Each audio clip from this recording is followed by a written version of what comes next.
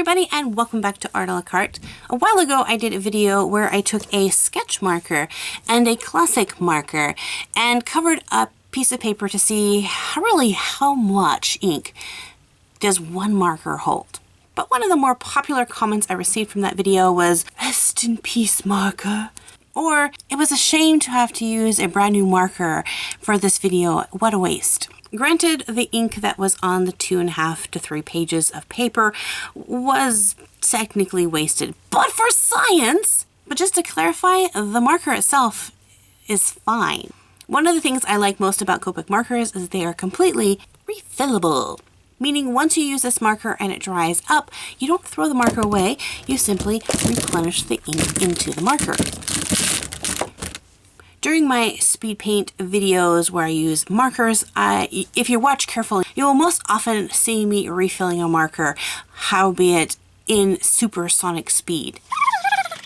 So I thought I would do a video where I take you step by step on how to refill a marker the easiest way, with no extra tools or supplies needed. All you need is a marker and a refill. That's it. But before we get into that, I want to address another comment that I receive a lot, which is, Copic markers are expensive. Yeah, these little things are like little sticks of gold. And I agree. I never, ever thought I would pay so much money for one marker. And when I look at my collection, I realize that I've invested a small fortune into my Copic marker collection, and it isn't even complete yet. But really, if you think about it, it's very cost efficient. So let's do a little math. For this mathematical equation, let's use non-sale prices. Full prices, no coupons, no 50% off sales, just going into the store and buying a marker outright, which makes this about $8 per sketch marker, and the refill itself are roughly around $8. So we'll say combining these two, $16 for one color. And we wonder why we're starving artists. Color, $16 for one color. I didn't want to think about that. But let me just say, I never, ever have paid full price for a marker. I generally spend a little over $5, usually about $5.25 per sketch marker, and generally about $5, sometimes even less than $5 for my refill. So now let's add up how many times you can refill your marker with this.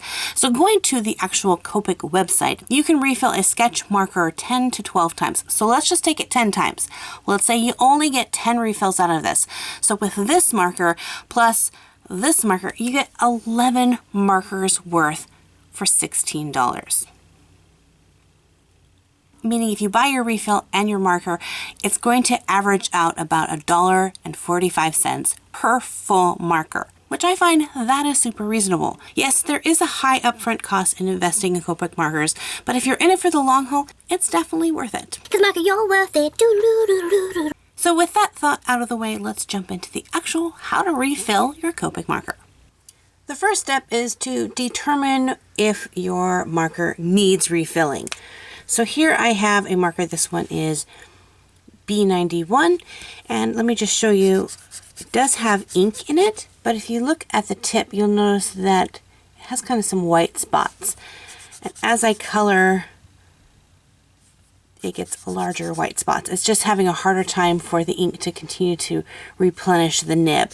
So this marker here is beginning to dry out. It's not completely dead. If your marker is truly dead, which means does not have enough ink in it to work correctly, these white spots will not fade. If your marker is really juicy, there will be no white spots. One trouble I run into is that sometimes my markers will start running out of ink, but I don't have the refill ink yet for it. I haven't ordered it.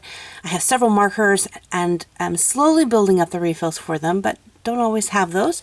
I want to make sure that I identify my markers that don't have a lot of ink, because if I'm planning a picture and I want to use this color to do a whole bunch of the background, this marker is not going to have enough ink in it to be able to completely cover a page or to finish a piece until I refill it. So one way that I do it is by putting some decorative tape on it. The decorative tape lets me know that it's running low, that it's not out, but I probably should not consider this marker as an option for a large piece. The way I mark that my Copic needs a refill is by putting a red box around the number. That way the next time I go to order, I can look through and find all of my red boxes and know automatically that those are the ones I need refills for that are running low. You'll also notice that I have these little black marks. Those are the markers that I have refills for. Now, a trick so that you don't have to reprint out your marker chart every time you update it, where you say I get the marker refill, I don't want to have that red mark on there, is actually have this inside a little plastic cover sheet, and then it's really easy. You can just wipe it off. I just have a little container of alcohol, and you just put that on there and it takes your permanent marker right off. Once I purchase the refill ink, I can go ahead and remove that from my chart, but I haven't bought that yet, so I'm going to put that back on there so I don't forget to buy it. Now moving to the actual refill part. Once you have your marker that needs to be refilled and you have your ink, it's time to get the ink into the marker. There are several different ways. Some of them require extra equipment like a ink syringe to actually inject the ink in there, but I prefer a no tools method. So this marker here it's just beginning to dry up. You can see it's kind of streaky.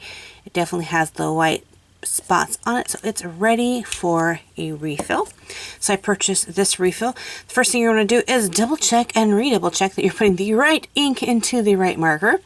So you just check the number on the front of the caps, and then you open this up. So if these are brand new inks, they have a little seal on them. Take that off. And then it's time to prepare your marker. I usually put a sheet down because sometimes this gets a little bit messy, and I like to kind of protect my desk a little bit. So the first thing I'm going to do is take off both ends of the cap, and depending on what type of marker you use, there's going to be different nibs. But no matter which ones you have, you're always going to want to work with the chisel end nib side. That's a lot to say. You're always going to want to work on the chisel end of your pen. Now I will warn you, can use your fingers. Just so you know, if you use your fingers, it's going to dye your fingers a little bit of a color. There are some fun little tweezers that you can purchase that are specifically made for grabbing and pulling out the nibs. I don't worry about. I'm an artist, my fingers are always getting dirty. So you're just going to take and pull out directly. And so this is what the nib looks like. And inside here is the chamber where, if you look closely into it, is where the ink goes. This is where we're going to put our ink right into this spot here. So if you open up these, loop, it has a nice little applicator right there. You're simply going to take and insert the applicator and begin to squeeze. Now there are little grids here so you can know exactly how much you're putting in. I tend to just go by how juicy my marker is because I never know. So I'm just going to drop these in. Hopefully you guys can see. I tend to hold it back a little bit so I can actually see how many drops are going into my pen. So I'm going to start off by adding about 10 drops. 7, 8, 9, 10.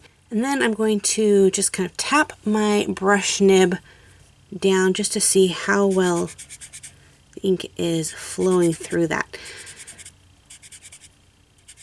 You don't want to overfill your marker, otherwise the ink is just going to leak out of your brush pen. You can fix it, but you end up wasting a lot of ink. So I go with 10 drop intervals and just test. I want the ink when it comes out to be kind of shiny and wet, but not pouring out. If you overfill it, actually will just kind of pour out all over the place and not be very neat and tidy.